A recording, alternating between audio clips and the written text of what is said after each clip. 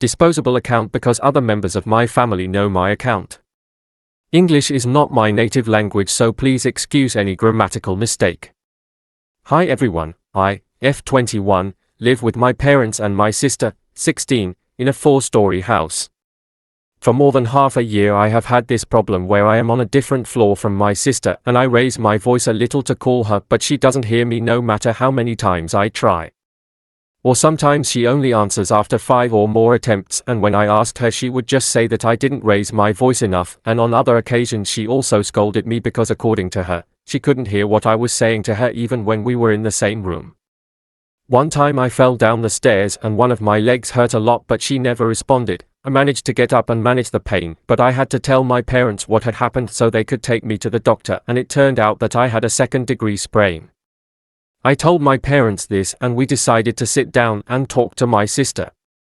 We met in the living room and my parents asked her what was going on. At first my sister insisted that it was my fault, but my parents told her that they didn't have that problem. Then she changed her answer, saying that she was using headphones and maybe she didn't hear me, but my parents didn't believe her and kept insisting.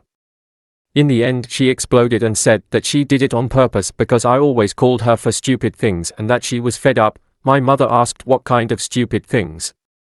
She was silent for a moment and then said that I made her do all the chores around the house. So she just pretended that she didn't hear me. She even seemed proud that it worked like a charm. My parents yelled at her a lot and grounded her.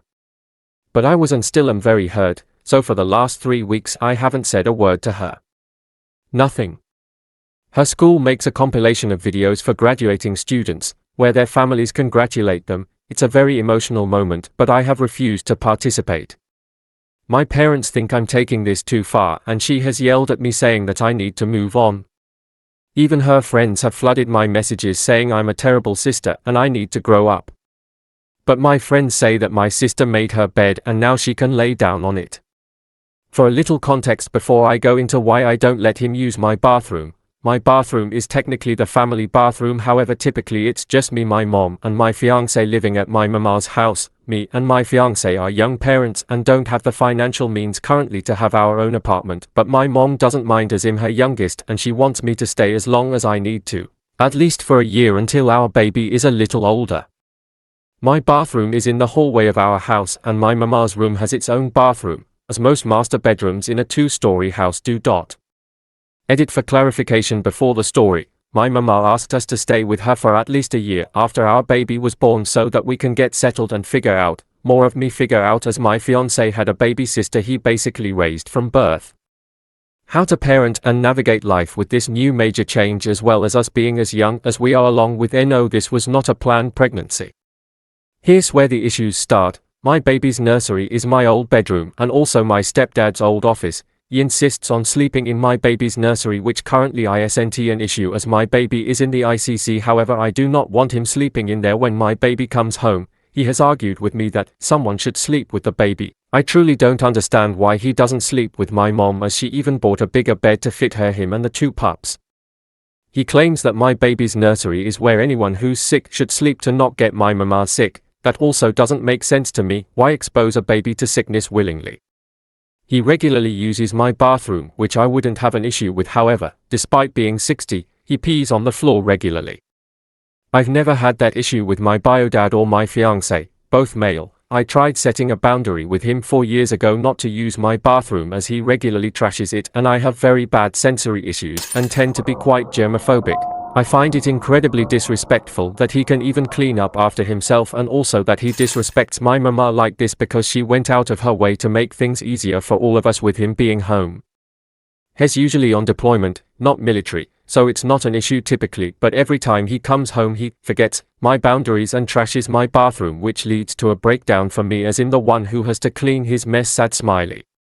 So AITA for not letting him use my bathroom? Small edit. This all came to a head when I came home from the hospital after giving birth and there was pee all over my floor and hair everywhere. Not mine, as I cleaned before I was admitted, so I went from a very clean place, the hospital, and came home to a mess when I know I didn't leave it that way. Along with, not sure if this is relevant or not, he hates my fiancé for some odd reason. They've hardly interacted as my stepdad's never typically here. but has been giving us both dirty looks since coming home, and it makes me feel unwelcomed in my mama's house where I've lived since I was 6 years old.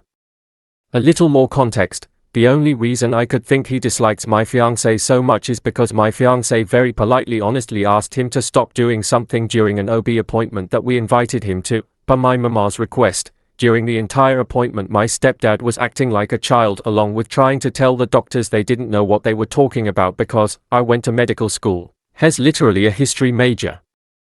He then went to my mama saying, "No kid should yell at me like that." My fiancé never raised his voice. There wasn't aggression or malice in his tone, he just politely asked him to stop.